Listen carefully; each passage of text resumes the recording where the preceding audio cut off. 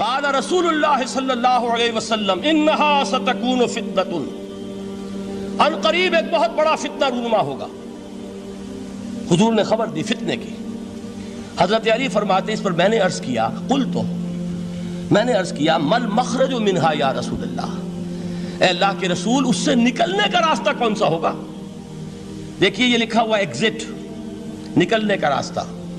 اور عام طور پر آپ نے دیکھا ہوگا بڑے ہالز میں یہ سرخ روشنی ہوتی ہے، اس میں اس کا اہتمام کیا جاتا ہے کہ اگر خدا نہ خواستہ کوئی حادثہ ہو جائے لوگوں کو معلوم ہو نکلنے کا راستہ کون سا، یہ مخرج ہے۔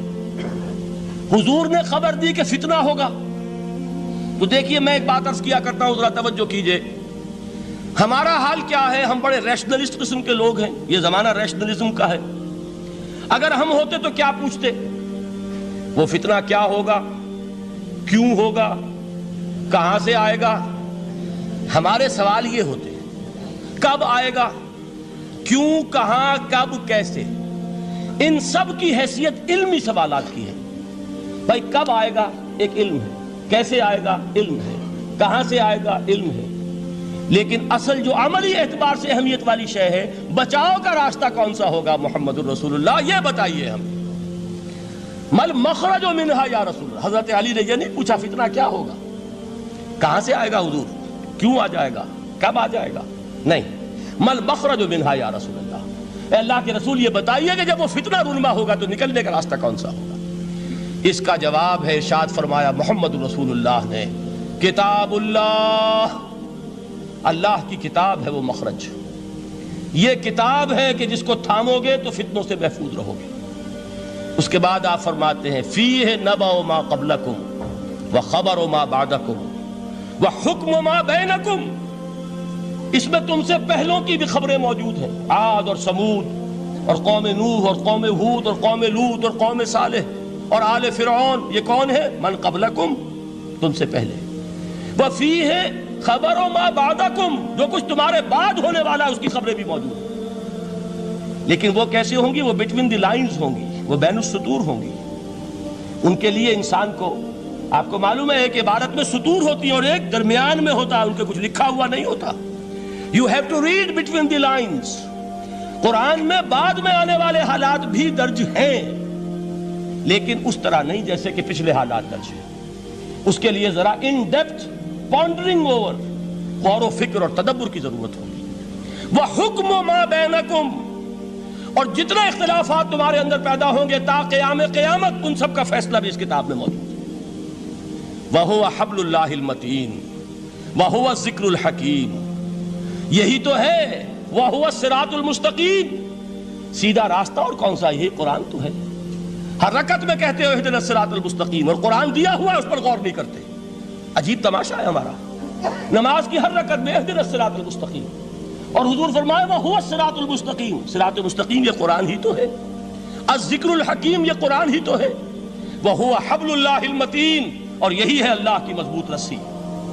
آپ نے قاری صاحب سے وہ آیات سنی سورہ آل عمران کی، وَاعْتَصِمُوا بِحَبْلِ اللَّهِ جَمِيعًا وَلَا تَفَرَّقُوا، اللہ کی رسی کو مضبوطی سے مل جل کر تھامو اور تفرقے میں مبتلا نہ ہو۔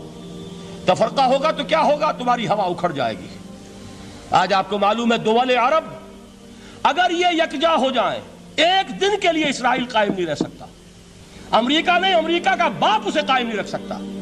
اگر امت عرب ہی جمع ہو جائے، عالم اسلام تو بڑی شے ہے، جو وسائل ان کے پاس ہیں، جو اللہ تعالیٰ نے ان کو نعمتیں عطا فرمائی ہیں، لیکن افتراق، انتشار، اختلاف، جتھے بندی، گروہ بندی، دھڑے بندی، اس نے اسرائیل کا خنجر ان کے سینے میں پیوست کیا ہوا ہے۔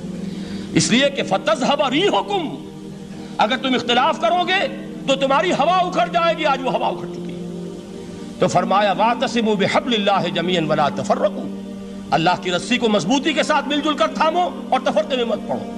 حضور فرما رہے ہیں وہ اللہ کی رسی کون سی؟ ہوا حبل اللہ المتین، یہی قرآن ہے اللہ کی مضبوط رسی۔ علامہ اقبال نے کیا خوب کہا ہے، علامہ اقبال نے قرآن اور حدیث کے حقائق کو جس طریقے سے اشعار کا جامع پہنایا ہے، وہ تو خود کہتے ہیں گوہر دریائے قرآن سفتام، میں نے قرآن مجید کے دریا سے موتی نکال کر اپنے اشعار کے اندر میں نے چن دیے ہیں، میرا کام اور کچھ نہیں ہے۔ موتی کوئی بھی غواص پیدا نہیں کرتا، دریا کی گہرائی سے نکال لاتا ہے۔ یہ میری حکمت نہیں ہے جو میرے اشعار میں ہے، یہ میں نے قرآن مجید کے دریا میں غوطہ زنی کر کے اس سے یہ موتی نکالے، گوہر دریائے قرآن سفتام۔ اب دیکھیے اسی حدیث کے اس ٹکڑے کو کیسے شعر میں لائے ہیں۔ از یک آئینی مسلمان زندہ است، پے کرے ملت سے قرآن زندہ ہست۔ مسلمان کی زندگی تو ایک آئین کے بدولت ہے، یہ آئین قرآن۔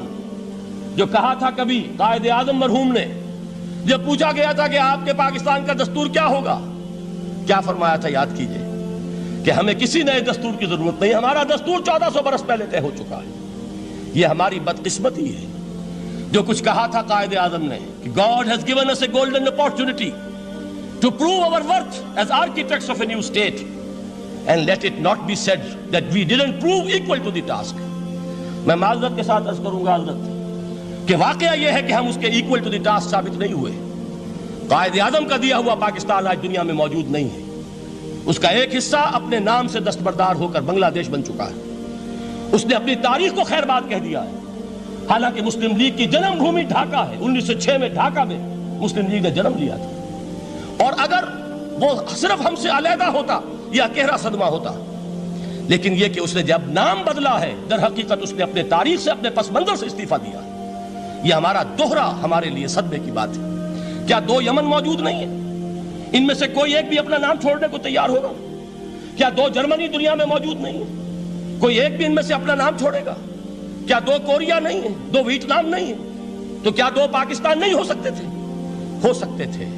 میں یہ کہا کرتا ہوں کہ یہ گہرا صدمہ ہے علیحدگی، اور دوہرا صدمہ ہے، اور اس سے کہیں زیادہ بڑا کہ انہوں نے اپنا نام بدل لیا، اپنی آئیڈینٹی چینج کر دی، انہوں نے وہ نام اپنے ماتھے سے اتار کر خلیج بنگال کے اندر دبو دیا۔